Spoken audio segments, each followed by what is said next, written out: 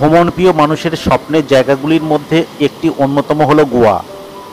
উত্তাল উদ্দাম আরব সাগরে ঘেরা আর সবুজ নারকেল, কাজু বাদাম, ঝাউ গাছে ঢাকা রূপসী গোয়া আজ কেবলমাত্র ভারতীয় পর্যটকদের জন্যই নয়, বিদেশি পর্যটকদের কাছে স্বর্গের নন্দনকানন।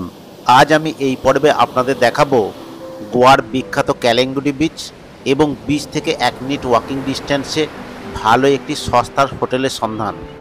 খুব ভালো হোটেল, কলিঙ্গুড বিচের একদম নিকটবর্তী, খুব কাছাকাছি। এবং যে হোটেলে ছিলাম সেটাকে আপনাদেরকে দেখাবো, অবশ্যই দেখাবো। যে হোটেলের মালিক অর্থাৎ ওনার, তাকেও দেখাবো। তিনি আমার পাশেই আছেন, খুব সুন্দর ব্যবহার, দারুণ অনেক কিছু আমাদেরকে হেল্প করেছেন, ভীষণভাবে সাহায্য করেছেন। ওনার ইনি খুব ভালো মানুষ এবং উনি আমাদেরকে ভীষণভাবে বিভিন্ন দিক দিয়ে গাড়ি থেকে শুরু করে বিভিন্ন সাহায্য করেছেন।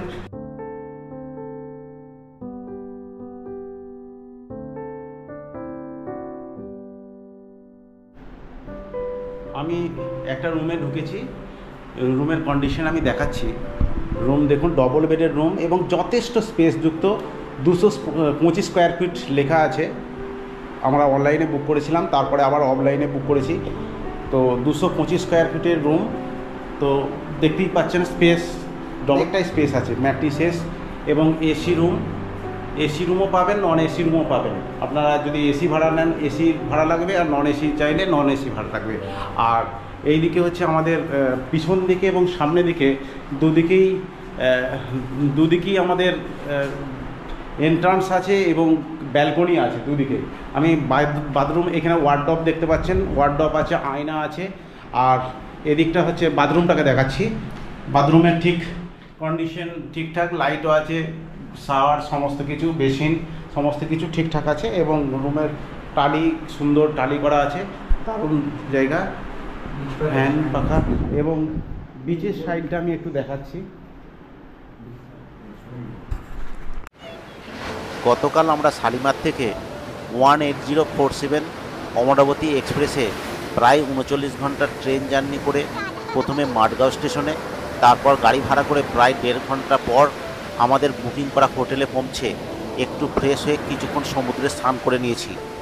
রাতের খাবার খেয়ে সুন্দর একটি ঘুম দিয়ে ভোরবেলা চলে এলাম ক্যালেঙ্গুটি বিচে। Good morning from Goa. কাল আমরা অমরাবতী এক্সপ্রেসে 3:40 নাগাদ মাডগাঁও স্টেশনে নেমেছিলাম। মাডগাঁও স্টেশন থেকে আমরা একটা গাড়ি 2000 টাকা দিয়ে ভাড়া করে আমরা কলিঙ্গুডে বিচ, যে সেই বিচেতে এসে পৌঁছেছি। সেই বিচের কাছেই 2-3 মিনিট ওয়াকিং ডিস্টেন্সে আমাদের হোটেল। সেই হোটেলে এসে আমরা একটু রেস্ট নিই। বিচে স্নান টান করেছি আমরা, কালকে স্নান টান করে খাওয়া দাওয়া করে রেস্ট নিয়েছিলাম। আজকে আমরা সকালেই চলে এসেছি এই কলিঙ্গুটি বিচে। এখানের যে সৌন্দর্য, একবারে মেঘমুক্ত আকাশ, পরিষ্কার স্বচ্ছ আকাশ এবং উত্তাল আরব সাগরে বেশ ভালো লাগছে। এই সমুদ্র সৈকতকে অসম্ভব সুন্দর লাগছে, চারিদিকটা ভীষণ সুন্দর। আমি আপনাদেরকে দেখাবো।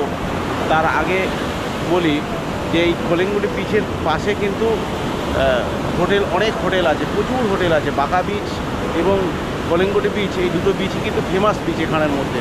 এবং এখানে প্রচুর পরিমাণে হোটেল আছে। আপনারা আপনাদের প্রয়োজন মতো টাকা যেরকম সামর্থ্য সেরকম অনুযায়ী আপনারা বিভিন্ন মানের এবং বিভিন্ন দামের হোটেল পেয়ে যাবেন। তো এখান থেকে বেশ সুন্দর লাগছে জায়গাটা, অসম্ভব সুন্দর। গোয়া তো এমনিই অসম্ভব সুন্দর জায়গা, তার উপর এই ঝলমলে আকাশে ভোরবেলা বেশ ভালো লাগছে।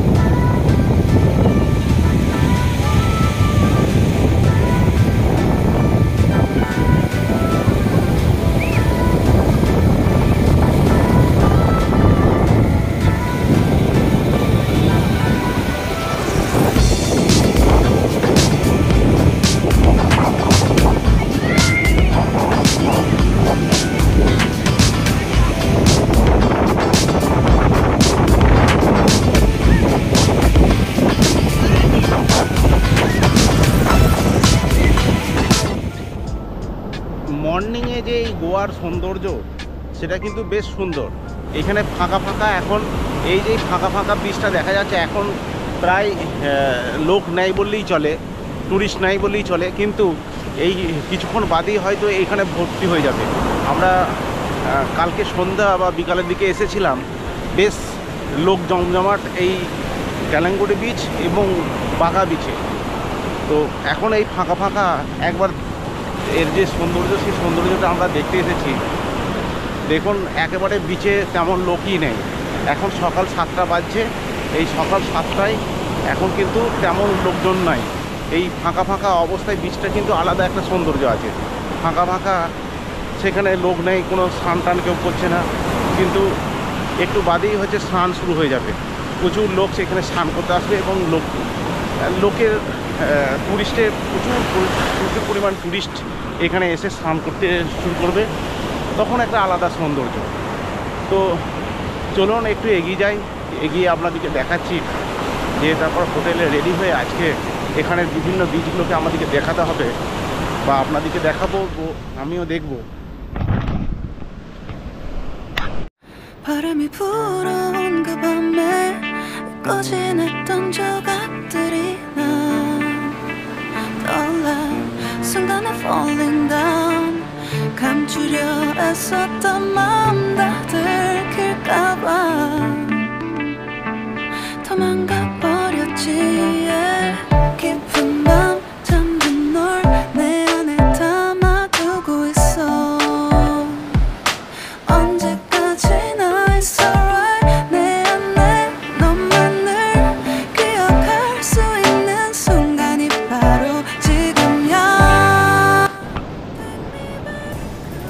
এই বিচের ধারে ধারে আপনারা প্রচুর পরিমাণের বিভিন্ন ধরনের খাবার স্টল আপনারা পেয়ে যাবেন এবং বসার ব্যবস্থা আছে। বসার বিভিন্ন ধরনের রেট আছে, ছাতা আছে বা বসার ভালো রকম ব্যবস্থা আছে। আপনারা বিভিন্ন মানের এবং বিভিন্ন দামের বসার জন্য ব্যবস্থা পেয়ে যাবেন এবং খাওয়া দাওয়ার বেস্ট কোয়ালিটি। বিচের ধারে খাওয়া দাওয়া কিন্তু খুবই কস্টলি। এখানে এই হচ্ছে আমরা যেখানটা রয়েছি, এটা হচ্ছে কলেঙ্গুটি বিচ। আর সামনে হচ্ছে এইদিকে যদি আমরা প্রায় 15-17 মিনিট যদি হাঁটি এই সাইডে, এই যে এই সাইডে যদি হাঁটি আমরা, তাহলে কিন্তু বাঘা বিচে পড়ে যাবে। বাঘা বিচ আর কলেঙ্গুটি বিচ এখানের মধ্যে সবচেয়ে বেশি বিখ্যাত এবং পপুলার। দারুণ সুন্দর এই মেঘমুক্ত আকাশে, মানে বেশ ভালো লাগছে এই সকালটা। মর্নিং যে গোয়া, সকালের যে গোয়া বেশ সুন্দর লাগছে।